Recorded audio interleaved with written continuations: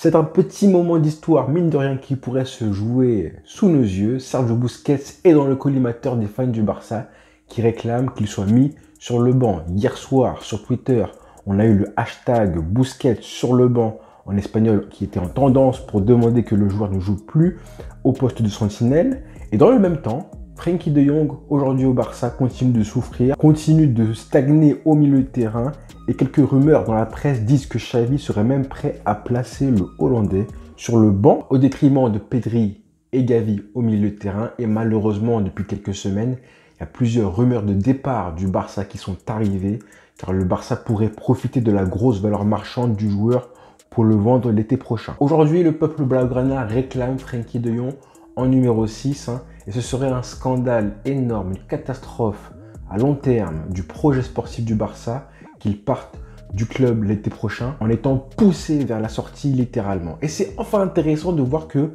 les fans du Barça s'intéressent au milieu de terrain, à l'entrejeu du Barça. Parce que je pense vraiment que c'est le problème le moins flagrant du Barça, mais le plus profond dans l'équipe. Le Barça doit dominer ses adversaires au milieu de terrain.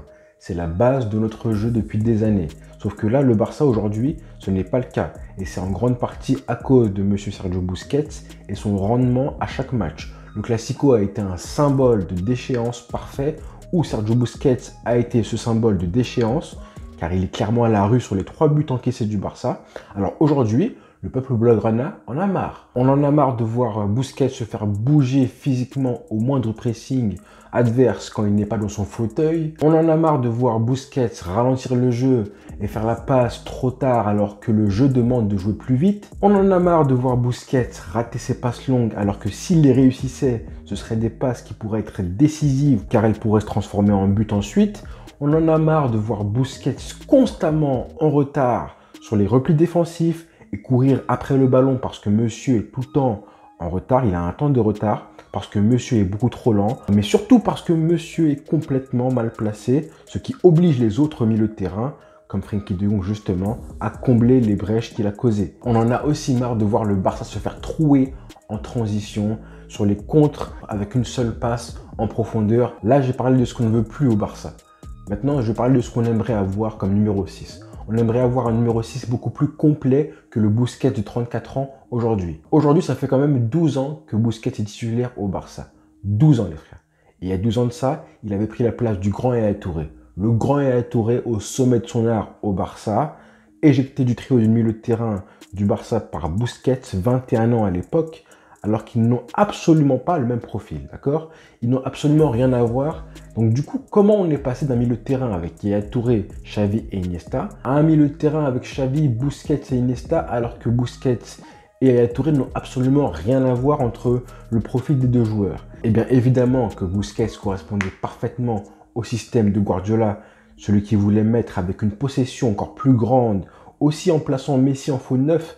Ça permettrait d'avoir un joueur dans l'axe qui cassait les lignes 15 à 20 fois par match, évidemment. Il y a eu aussi l'arrivée de Fabregas qui a amené cette espèce de densité au milieu de terrain perdu avec le départ de Yaya Touré. On a eu plein de raisons qui ont fait que ça a pu marcher avec Xavi, Iniesta et Busquets. Bref, mais là, c'était aussi à une époque où on avait Xavi et Iniesta à côté de Busquets, ce qui n'est plus le cas aujourd'hui. Aujourd'hui, c'est flagrant ce que je vais dire, mais évidemment, avec ces joueurs de légende qui sont partis du Barça, et les lacunes de Busquets, un Busquets vieillissant, forcément tu les vois beaucoup plus qu'avant. Aujourd'hui, on aimerait avoir une sentinelle, une vraie sentinelle plus complète et on aimerait avoir un numéro 6 qui sache faire plus de choses, qui sache récupérer beaucoup plus de ballons dans les duels évidemment. Alors Busquets, ça n'a jamais été un Casemiro, un Kanté, mais là, quand tu as le physique d'un déporté des années 40 et l'endurance de Mimi Mati, forcément dans les duels, tu es pratiquement inutile. Parce que oui, le poste de numéro 6 dans le football, c'est le poste où tu affrontes le plus de duels dans un match de 90 minutes. Révélation, je répète, le milieu de terrain défensif, la sentinelle, c'est le poste dans le football où les joueurs affrontent et subissent le plus de duels dans un match.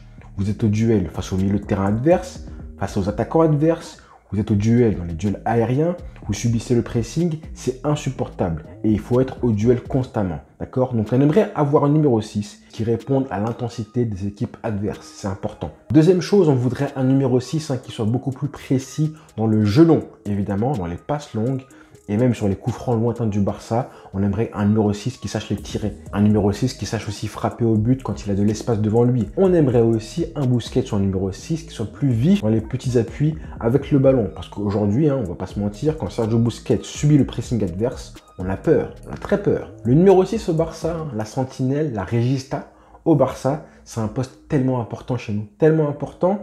Et aujourd'hui, pour la première fois de sa carrière au Barça, Sergio Busquets a les clés du jeu, d'accord? Après le départ de Messi l'été dernier, alors qu'il ne devrait pas les avoir. Le football a évolué, les amis.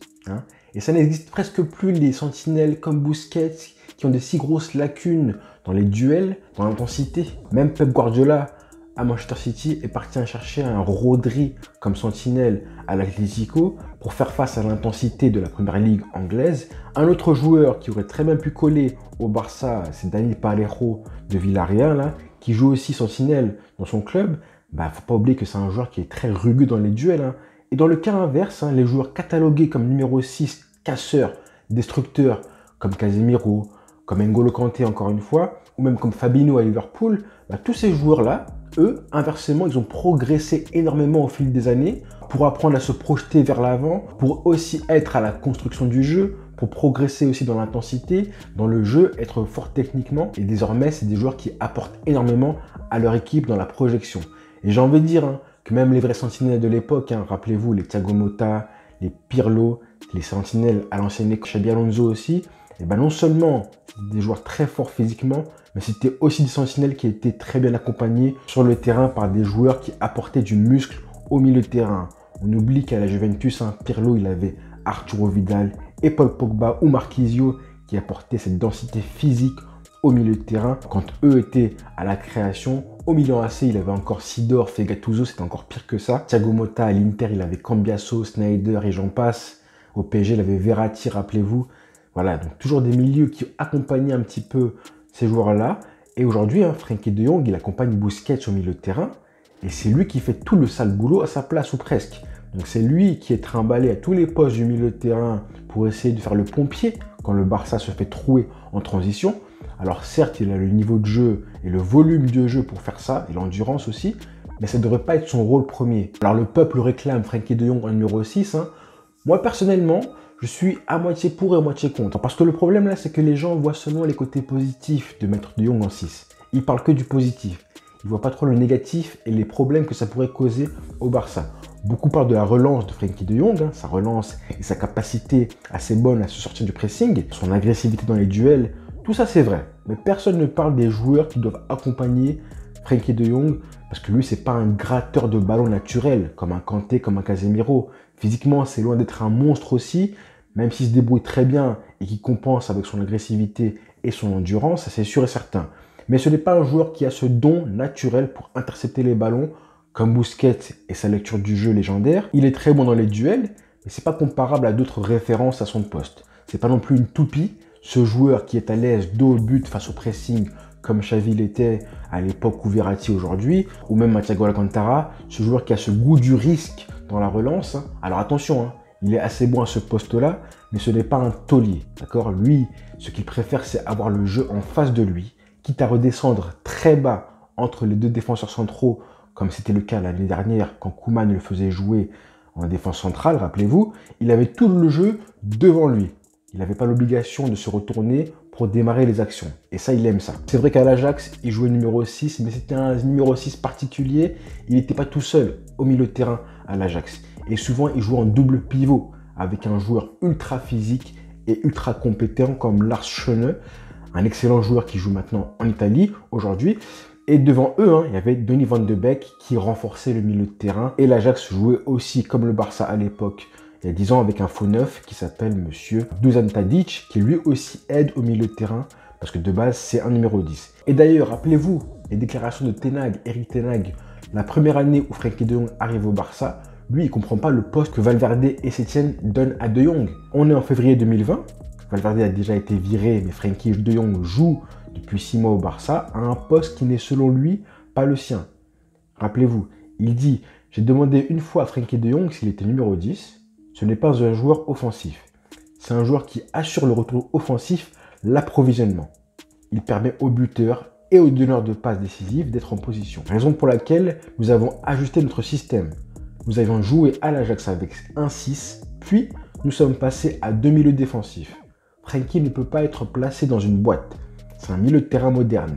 Il peut défendre et attaquer de manière fantastique. Vous devez créer un poste dans lequel il peut le faire aussi. Alors, est-ce que Frenkie de Jong pourrait jouer au Barça en numéro 6 dans le 4-3-3? Pour moi, oui. Je pense que oui, à condition d'avoir à côté de lui 2 joueurs qui pourront l'épauler à la récupération du ballon et dans les duels. Sachant qu'on ne va pas se mentir, dans le milieu de terrain, les 3 joueurs, déjà Pedri est intouchable, ça c'est sûr et certain. Titulaire indiscutable en tant que milieu intérieur gauche, alors que vous m'avez répondu majoritairement sur Twitter quand j'ai posé la question de qui accompagner Busquets ou Frenkie de Jong en numéro 6, vous m'avez tous dit plutôt majoritairement Gavi et Pedri. Eh bien moi je pense que ce soit Nico Gonzalez ou Gavi, aucun des deux ne paraît assez fort aujourd'hui au Barça pour faire en sorte que le milieu de terrain soit complémentaire. Moi j'ai une légère préférence pour Nico Gonzalez, mais une très légère préférence pour Nico Gonzalez, parce que lui aussi je trouve qu'il a du mal à gratter des ballons sans faire des fautes, qu'il lui manque un petit peu d'agressivité, il est un petit peu lourd aussi sur ses appuis, et techniquement, il a pas l'air d'avoir cette faculté à se sortir du pressing à la relance. Contrairement à Gavi qui, lui, a cette faculté à pouvoir se sortir du pressing, parce que techniquement, du coup, il est très fort aussi. Il a l'agressivité pour être bon dans les duels, mais c'est un joueur qui est franchement plus offensif. C'est un petit peu un numéro 10, Gavi, c'est pas un numéro 8. Selon moi, si on veut mettre Frenkie de Jong en numéro 6, à long terme, je pense que ce sera indispensable de recruter un joueur au mercato d'été prochain. Surtout que là, on n'y pense pas, mais on a perdu le meilleur milieu de terrain de l'histoire du Barça, voire du football, à savoir Lionel Messi, qui lui garantissait du coup des lignes cassées à tous les matchs, quoi qu'il arrive. Donc sans Messi, avec Frenkie de Jong en numéro 6, qui va casser les lignes au milieu de terrain? Qui va être ce joueur qui va remonter les ballons comme il aime le faire régulièrement, ce Frenkie de Jong là? D'accord? C'est compliqué.